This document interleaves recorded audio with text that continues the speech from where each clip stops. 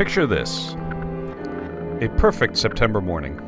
I'm sitting in the cockpit of my trusty Piper Cherokee, taking off from my home airport on Long Island, bound for Goodrich Aviation's build center in Binghamton, New York, to continue with the assembly of our Sling HighWing. It's surreal. My wife and I, at this point in our lives, are building the airplane we've always dreamed of. It feels like one of those things you talk about but never actually do. But here we are. The flight? Smooth as butter. There's something magical about flying over the congested New York and Connecticut morning traffic, gazing upon the green fields below, the hum of the engine, and the open sky all around.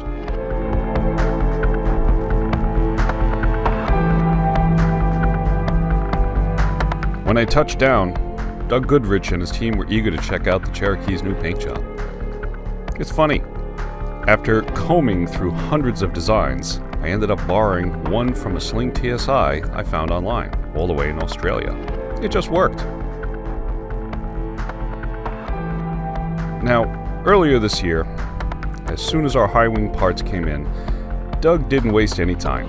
He paired us with Eli, one of his mechanics, whom my wife likes to call our sous chef.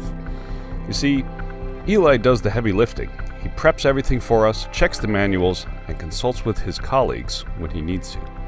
Then we come in, like the head chefs, to cleco, ream, and rivet. It's a well-oiled machine, and every time we finish another part, it feels like we're inching closer to making this airplane a reality. The best part?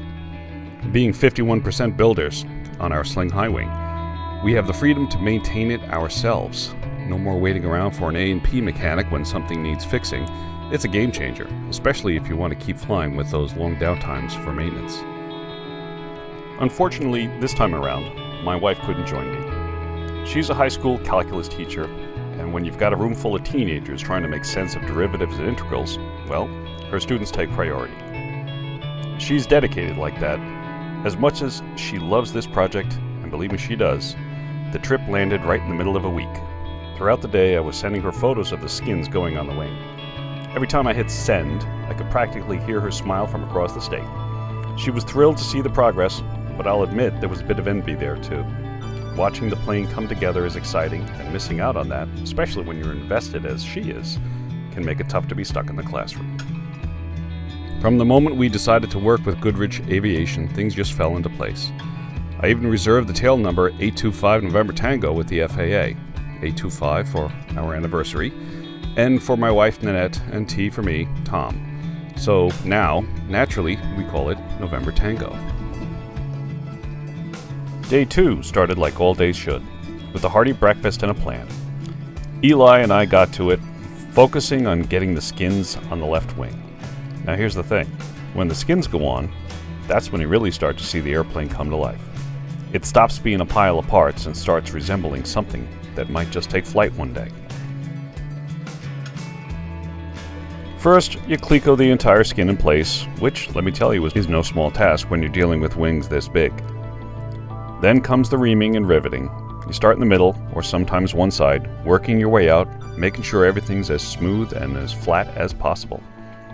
It's tedious, sure, and your forearms get a workout like you wouldn't believe, but every rivet is progress, one step closer to seeing November Tango in the air.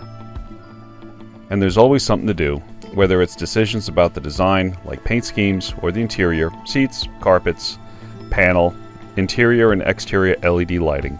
Every little detail matters and needs to be addressed. One thing my wife loves about this build, and trust me, she's all in on this, are the safety features. She's a fan of that good old-fashioned HighWing stability. It's solid, dependable, and civilized, like getting in and out of an SUV instead of a tight sports car. And then there are all the modern bells and whistles, a ballistic parachute recovery system, a Garmin glass cockpit, and the efficient Rotax 916 IS 160 horse turbo engine. And at 8 gallons an hour, that's nothing short of remarkable. We're even putting in a radar altimeter, so when you're coming in for a landing, you know exactly how high you are off the ground. All of these features, every one of them, just reinforce that we made the right choice with the Sling HighWing. This thing isn't just going to fly. It's going to fly safely, smoothly, and efficiently. And that's the whole point, isn't it? to build something that you trust with your life.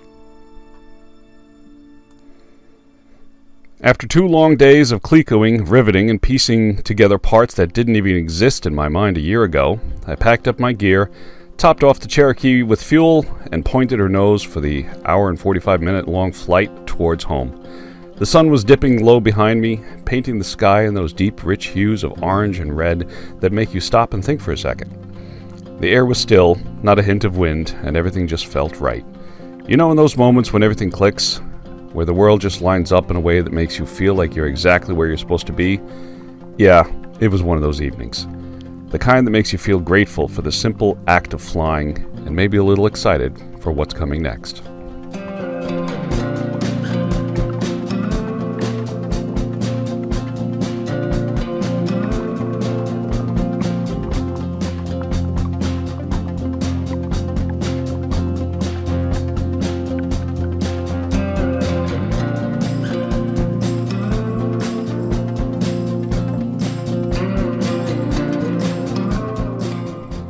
Building an airplane isn't just about fitting pieces of metal together.